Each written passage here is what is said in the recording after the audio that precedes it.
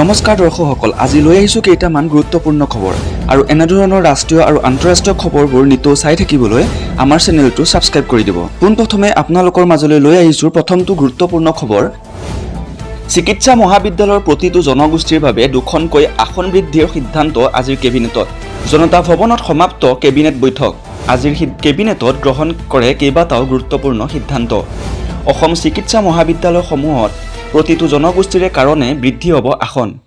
প্ৰতিটো জনগোষ্ঠীৰ কাৰণে দুখনকৈ আসন বৃদ্ধি কৰাৰ সিদ্ধান্ত অসম চৰকাৰৰ।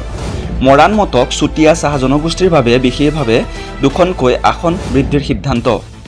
আনহাতে সৌৰশক্তি উৎপাদনৰ ক্ষেত্ৰতো আগবাঢ়ি যোৱাৰ বাবে বিশেষ সিদ্ধান্ত থকা বিলসমূহ সৌৰশক্তি উৎপাদনৰ বাবে ব্যৱহাৰ কৰিব। ফিচাৰী বিভাগৰ অধীনত অসম শক্তি বিতৰণ কোম্পানী লিমিটেডক এই সন্দৰ্ভত দায়িত্ব দিয়া হৈছে। মাছৰ উৎপাদন ক্ষতি নোহোৱাকৈ এই ব্যৱস্থা কৰা হ'ব। আছাম ফুডাৰ মিছন গঠন কৰা হ'ব। গাখীৰ উৎপাদনৰ বাবে ঘাঁহ প্ৰস্তুত কৰা হ'ব। 7 বছৰৰ লক্ষ্যৰে ঘাঁহ উৎপাদন কৰি গাখীৰ উৎপাদন বৃদ্ধিৰ সিদ্ধান্ত লোৱা হৈছে আজিৰ কেবিনেটত। চাহ বাগানৰ ক্ষেত্ৰতো বোনাছ দিয়াৰ বাবে বিশেষ আঁচনি মুকলি কৰা হয় আজিৰ কেবিনেটৰ সিদ্ধান্তৰ অন্তত। ইয়াৰ বাবে 18.02 কোটি টকা মোকলাই দিব চৰকাৰে। কামৰূপ, যোৰহাট আৰু হাইলাকান্দিত জনস্বাস্থ্য কাৰিকৰী বিভাগৰ কাম আগবঢ়াবলৈ নিবলৈ 46.38 কোটি টকা আবণ্টন দিয়া হৈছে। শেষত এইবাৰ গুণোৎসৱৰ 4,826খন বিদ্যালয়ে এ গ্ৰেড পোৱাৰ বাবে 25,000কৈ টকা দিয়াৰ সিদ্ধান্ত লোৱা হয় কেবিনেটত। এই 25,000 টকাটো অনুদান হিচাপে দিয়া হ'ব বিদ্যালয়সমূহত। PFIৰ সদস্যৰ গ্ৰেপ্তাৰৰ সন্দৰ্ভত কি ক'লে মুখ্যমন্ত্ৰীয়ে? দেশৰ বিভিন্ন ৰাজ্যৰ লগতে অসমতো বৃহস্পতিবাৰৰ পৰা ইছলামিক সংগঠন PFIৰ বিৰুদ্ধে অব্যাহত আছে NIA আৰু EDৰ অভিযান।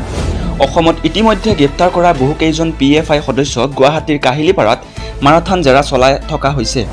এই সন্দৰ্ভত শুক্ৰবাৰে নিশা প্ৰতিক্ৰিয়া ব্যক্ত কৰে মুখ্যমন্ত্ৰী হিমন্ত বিশ্ব শৰ্মাই। তেওঁ কয় যে PFI নেতাসকলৰ বিৰুদ্ধে অভিযান চলাই এতিয়ালৈকে 10জন PFI সদস্যক গ্ৰেপ্তাৰ কৰিছে NIA আৰু EDয়ে। আৰক্ষীয়ে তেওঁলোকৰ বিৰুদ্ধে নিৰ্দিষ্ট তথ্য লাভ কৰিছে।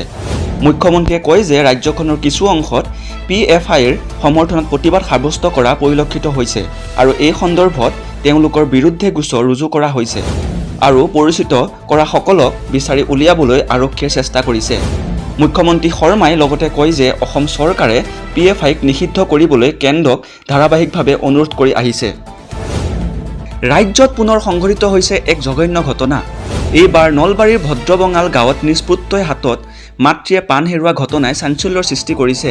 প্ৰাখণ্ড পুত্ৰ যোগেশ্বৰ বড়োই হত্যা কৰিলে নিজ মাতৃ নমুলী বড়োক। ঘৰুৱা কাজিয়াৰ বাবেই মাতৃক হত্যা কৰি ধাননি পথাৰত মাতৃৰ মৃতদেহ পেলাই থৈছিল।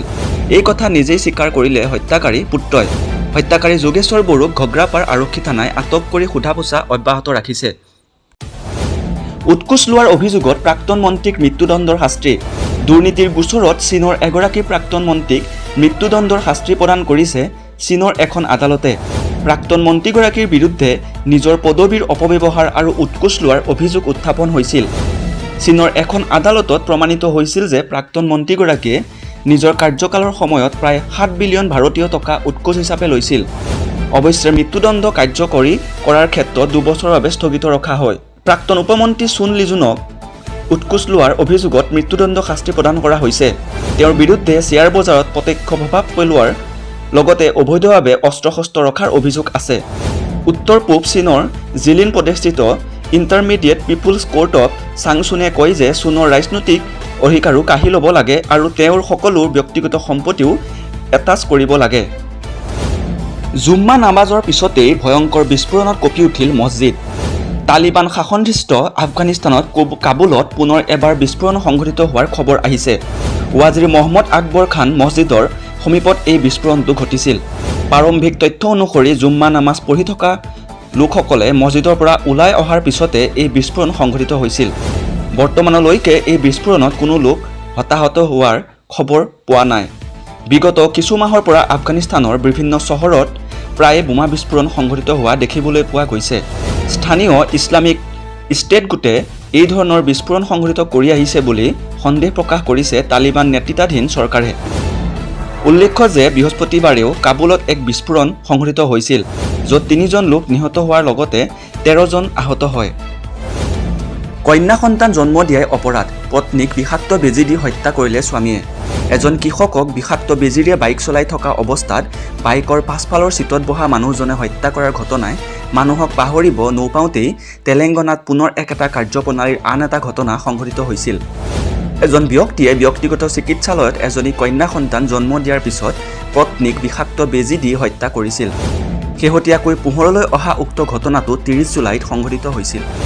আৰক্ষীয়ে জানিবলৈ দিয়ে যে 42 বৰ্ষীয় তেজাৱত বিক্ৰম তেলেংগানাৰ মহাবাদত জিলাৰ দৰণাকাল মণ্ডলৰ বোদ্ৰাই থান্দাৰ স্থানীয় নিবাসী আছিল। তেওঁ খাম্মামৰ এখন ব্যক্তিগত চিকিৎসালয়ত অস্ত্ৰোপচাৰ থিয়েটাৰ সহায়ক হিচাপে কৰ্মৰত আৰু চহৰখনৰ নাইডুপেটা এলেকাত বাস কৰে। তেওঁৰ প্ৰথম পত্নী বিজয়া কুমাৰীয়ে গৰ্ভধাৰণ কৰিব নোৱাৰাৰ বাবে তেজাৱতে মহাবাদত জিলাৰ বায়াৰাম মণ্ডলৰ যজ্ঞু থান্দাৰ কন্যা 21 বছৰীয়া সুনিতা ওৰফে নবীনাৰ সৈতে বিবাহপাশত আবদ্ধ হৈছিল। তেজাৱত বিক্ৰম 2গৰাকী পত্নীৰ সৈতে একেটা ঘৰতেই বাস কৰি আহিছিল।